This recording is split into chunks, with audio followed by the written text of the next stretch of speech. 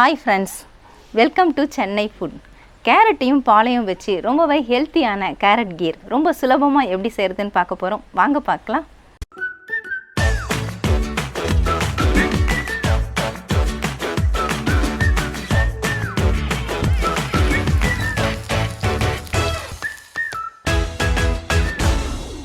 Carrot கீர் செய்கிறதுக்காக நான் 200 gram அளவுக்கு கேரட் எடுத்துருக்கேங்க.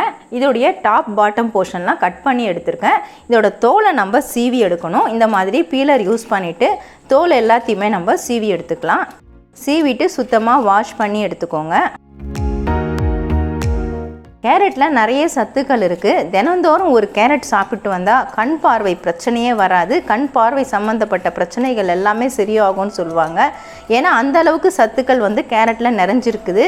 அடிக்கடி நம்ம கேரட்டை இந்த உணவில் சேர்த்துக்கலாம். இப்போ கோடை காலம்ங்கிறதுனால இந்த மாதிரி கீர் செஞ்சு கொடுத்தா வீட்டில் இருக்கக்கூடிய குட்டீஸ்லேருந்து பெரியவங்க வரைக்கும் விரும்பி சாப்பிடுவாங்க. இப்போ இந்த கேரட்டோட தோலை நான் சீவிட்டேன்.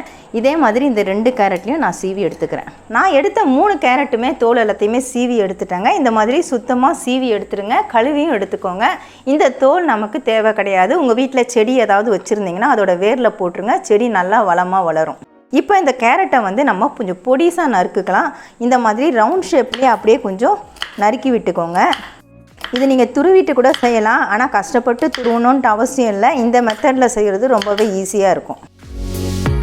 கேரட்டை இந்த மாதிரி மெலிசாக நறுக்கி எடுத்துக்கோங்க. அப்போ தான் சீக்கிரமாகவே வெந்துடும். நீங்கள் எந்த பேன் பயன்படுத்துகிறீங்களோ அந்த பேனுக்கு மாற்றி விட்டுக்கோங்க.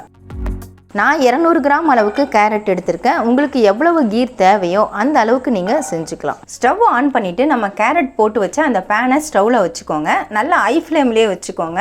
150லேருந்து 200 ml வரைக்கும் தண்ணி சேர்த்துக்கோங்க. குடிக்கிறதுக்கு பயன்படுத்தக்கூடிய தண்ணியை நீங்கள் சேர்த்து விட்டுக்கலாம். தண்ணி சேர்த்ததுக்கப்புறமா அந்த தண்ணி நல்லா கொதிக்க ஆரம்பிக்கணும். கொதிக்க ஆரம்பித்த உடனே நீங்கள் மீடியம் ஃப்ளேமில் வச்சுக்கோங்க.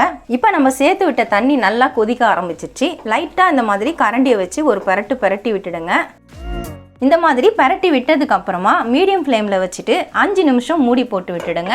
கேரட் வேகிறதுக்கு 5 நிமிஷம் போதும். ஏன்னா நம்ம மெலிசாக தான் கட் பண்ணியிருக்கோம். மூடி போட்டு விட்டு 5 நிமிஷம் ஆயிடுச்சுங்க. இப்போ மூடி ஓப்பன் பண்ணிடலாம். நம்ம சேர்த்து விட்ட தண்ணி எல்லாமே நல்லா வற்றி வந்திருக்கு. இப்போ நீங்கள் ஸ்டவ் ஆஃப் பண்ணிக்கோங்க.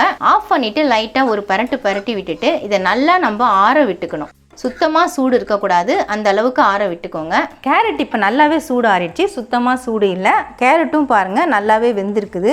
அப்படியே நம்ம கைகளை வச்சு இப்படி நசுக்குனா பிஞ்சு வருது பாருங்கள், சின்ன துண்டுகளாக. நான் 5 நிமிஷம் தான் வேக விட்டேன். இந்த மாதிரி நல்லா கையில் நசுக்கி விட்டாலே நசுங்கணும். அந்த அளவுக்கு வெந்தால் போதும். இதை அப்படியே நம்ம ஜாருக்கு மாற்றிக்கலாம். நான் சூடு இல்லாததுனால கையிலேயே எடுத்து போட்டுறேன். நான் வேக வச்சதில் பார்த்தீங்கன்னா கொஞ்சமாக தான் தண்ணி சேர்ந்துருக்கு. இந்த தண்ணியோடையே நம்ம அப்படியே சேர்த்து விட்டுக்கலாம். ஏன்னா அரைக்கிறதுக்கு கொஞ்சம் தண்ணி சேர்க்க வேண்டியிருக்கும். அதுக்கு நம்ம கேரட்டு வேக வச்ச தண்ணியே சேர்த்துக்கலாம்.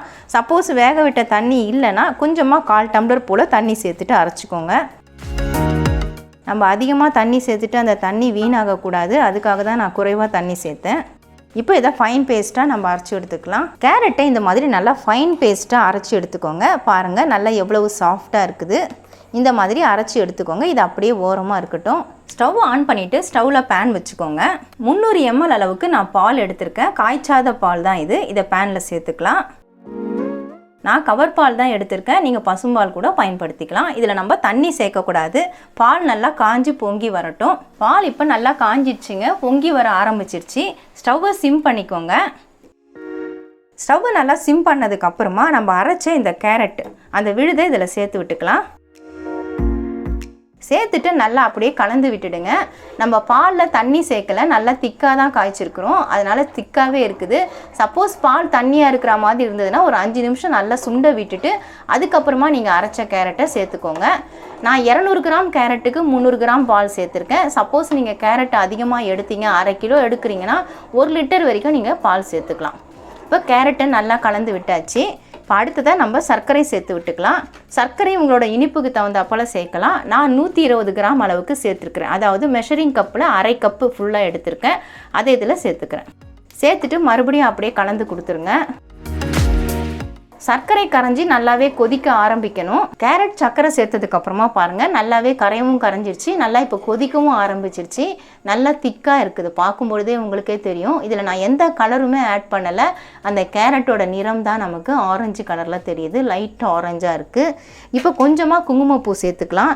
இது உங்ககிட்ட இருந்தால் சேர்த்துக்கோங்க, ஆப்ஷனல் தான். கொஞ்சமாக ஏலக்காய் பொடி சேர்த்துக்கலாம். நான் அரை டீஸ்பூன் அளவுக்கு ஏலக்காய் பொடி சேர்த்துக்கிறேன். சர்க்கரை சேர்த்து தான் நான் ஏலக்காய் பொடி பண்ணி வச்சுருக்கேன், அதை தான் சேர்த்துக்கிறேன். சேர்த்துட்டு ஒரு தடவை அப்படியே கலந்து கொடுத்துருங்க. ஸ்டவ்வை வந்து நீங்கள் சிம்மில் தான் வச்சுக்கணும், இல்லைனா பொங்க ஆரம்பிச்சிடும். கேரட் நம்ம ஏற்கனவே வேக வச்சு தான் சேர்த்துருக்குறோம், அதனால் ரொம்ப குயிக்காகவே இதை நம்ம ரெடி பண்ணிடலாம். பால்லேயும் நிறைய சத்துக்கள் இருக்குது, கேரட்லேயும் நிறைய சத்துக்கள் இருக்குது. ஒரு 2-3 நிமிஷம் நல்லா கொதிக்கணும். கொதிக்க விட்டதுக்கு அப்புறமா தான் நம்ம மற்றதெல்லாம் சேர்க்கணும்.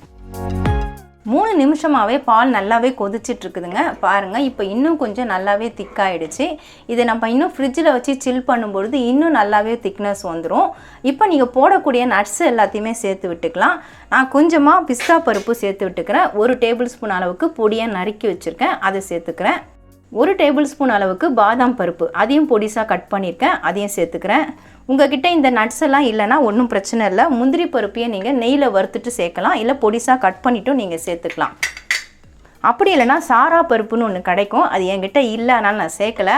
அந்த சாரா பருப்பு இருந்தால் கூட நீங்கள் சேர்த்துக்கலாம். கீர்லலாம் சேர்க்கும் பொழுது ரொம்பவே நல்லாயிருக்கும். கல்யாண வீட்டுகள்லாம் நீங்கள் சாப்பிட்ருப்பீங்க, அந்த பாதாம் கீரில் கேரட் கீர்லலாம் சாரா பருப்பு சேர்ப்பாங்க. அது கூட சேர்த்துட்டு நீங்கள் சர்வ் பண்ணலாம், ரொம்ப ரொம்ப டேஸ்டியாக இருக்கும். இந்த நட்ஸு சேர்ந்துட்டு ஒரு 2 நிமிஷம் கொதிக்க விட்டால் போதும். நட்ஸ் எல்லாம் சேர்த்து ஒரு 2-3 நிமிஷம் ஆயிடுச்சுங்க. இன்னும் பால் நல்லாவே திக்காயிடுச்சு. நான் உங்களுக்கு கரண்டிலேயே அள்ளி காட்டுறேன் பாருங்கள், எவ்வளவு சூப்பராக இருக்குது பாருங்கள். நல்ல ஒரு திக்னஸ் இருக்குது. நம்ம எந்த ஃபுட் கலருமே வந்து யூஸ் பண்ணலை, கேரட்டு பாலை வச்சு தான் நம்ம இந்த கீரை ரெடி பண்ணியிருக்கிறோம். ரொம்ப ரொம்ப டேஸ்டியாக இருக்கும், ரொம்ப ஹெல்த்தியானதும் கூட. இதை நம்ம இன்னும் ஃப்ரிட்ஜில் வச்சுட்டு இன்னும் கொஞ்சம் சில் பண்ணும்பொழுது இன்னும் கொஞ்சம் திக்னஸ் வந்துடும். இப்போ நம்ம ஸ்டவ் ஆஃப் பண்ணிக்கலாம். அவ்வளோதான் ஃப்ரெண்ட்ஸ், ரொம்பவே ஹெல்த்தியான கேரட்டு கீரை நம்ம ரொம்ப சுலபமாக செஞ்சு முடிச்சிட்டோம். இந்த சம்மரில் பார்த்தீங்கன்னா தினந்தோறும் எதனா ட்ரிங்க்கு கேட்பாங்க. வீட்டில் இருக்கிறவங்களாம் நல்லா கூல்ட்ரிங்க்ஸாக வேணும் அப்படின்னு கேட்பாங்க. அதை வந்து நம்ம வெறும் கூல்ட்ரிங்க்ஸாக மட்டும் பார்க்காம கொஞ்சம் ஹெல்த்தியான ட்ரிங்க்காக நம்ம செஞ்சு கொடுக்கலாம். இந்த மாதிரி கேரட்டையும் பாலையும் பயன்படுத்தி கேரட் கீர் செஞ்சுட்டு ஃப்ரிட்ஜில் வச்சு சில் பண்ணிவிட்டு கொடுத்தீங்கன்னா குழந்தைங்கள்லேருந்து பெரியவங்க வரைக்கும் விரும்பி சாப்பிடுவாங்க. கேரட்டு சாப்பிடாதவங்களுக்கு இந்த மாதிரி நம்ம யூஸ் பண்ண மாதிரியும் இருக்கும். கேரட்டில் நிறைய சத்துக்கள் இருக்குது, பால்லையும் நிறைய சத்துக்கள் இருக்குது, இது எல்லாருக்குமே தெரியும். அந்த ரெண்டையும் பயன்படுத்தி இந்த அளவுக்கு ஒரு ஹெல்த்தியான கேரட் கீரை ரொம்ப சுலபமாக நம்ம செஞ்சிடலாம். நீங்கள் இதை செஞ்சுட்டு ஃப்ரிட்ஜில் ஸ்டோர் பண்ணிவிட்டு கூட 2 நாளைக்கு நீங்கள் அவங்களுக்கு கொடுக்கலாம். அந்த அளவுக்கு டேஸ்ட் ரொம்பவே சூப்பராக இருக்கும். கண்டிப்பாக நீங்களும் ட்ரை பண்ணி பாருங்கள். கேரட்டில் நிறைய சத்துக்கள் இருக்குங்க, அது போல் பால்லேயும் நிறைய சத்துக்கள் இருக்குது. அந்த 2 பொருளையும் சேர்த்து கேரட் கீர் ரொம்ப சுலபமாக எப்படி செய்கிறதுன்னு பார்த்துருப்பீங்க. இப்போ கோடை காலத்தில் நம்ம குளிர்ச்சியாக சாப்பிடணுன்னு ஆசைப்படும் பொழுது தினந்தோறும் ஒன்று நம்ம செஞ்சு சாப்பிட்லாம். அது ரொம்ப ஹெல்த்தியானதாகவும் செஞ்சு சாப்பிட்லாம். இந்த மாதிரி செஞ்சு கொடுத்தா வீட்டில் எல்லாருமே விரும்பி சாப்பிடுவாங்க. கண்டிப்பாக ட்ரை பண்ணி பாருங்கள். உங்களுக்கு இந்த வீடியோ பிடிச்சிருந்தா லைக் பண்ணுங்கள், ஷேர் பண்ணுங்கள், சப்ஸ்கிரைப் பண்ணுங்கள். பக்கத்தில் இருக்க பெல் ஐக்கானை கிளிக் பண்ணிக்கோங்க. அதில் ஆல்னு ஒரு ஆப்ஷன் காட்டும், அதையும் கிளிக் பண்ணிக்கோங்க. நன்றி, வணக்கம்.